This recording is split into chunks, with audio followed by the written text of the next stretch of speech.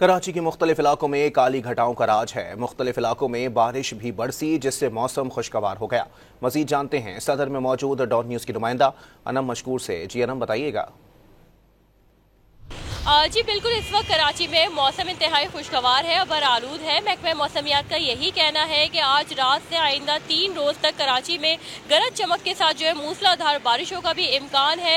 इस वक्त अगर मैं बात करूँ तो शहर के मुख्तलिफ इलाकों में बारिशों का सिलसिला शुरू हो चुका है, जिसमें DHA सिटी, गुलशन मेमार, पुरानी सब्जी मंडी और उससे मुलहका इलाकों में जो इस वक्त तेज़ बारिश हो रही है। साथ साथ यही कहा जा रहा है कि अब से कुछ घंटों में बारिशों का ये सिलसिला आगे की जानिब बढ़ेगा और पूरे शहर को अपनी लपेट में ले लेगा। इस वक्त जो है हुकूमती सतह पर इंतजामात जो है मुकम्मल कर लिए गए हैं। हमारे मेयर ने भी इस हवाले से दावे किए हैं कि इस बार जो है बारिशों से निपटने के लिए उन्होंने खातिर ख्वाह इंतजामात किए हैं। अगर मैं बात करूं ओवरऑल मजमूई सूरत हाल की, तो इस वक्त जो है शहर में काली घटाएं छाई हुई हैं और मौसम इंतहाई अबर आलूद है और एक्सपेक्ट किया जा सकता है कि अब से कुछ देर में बारिशें होंगी। जी।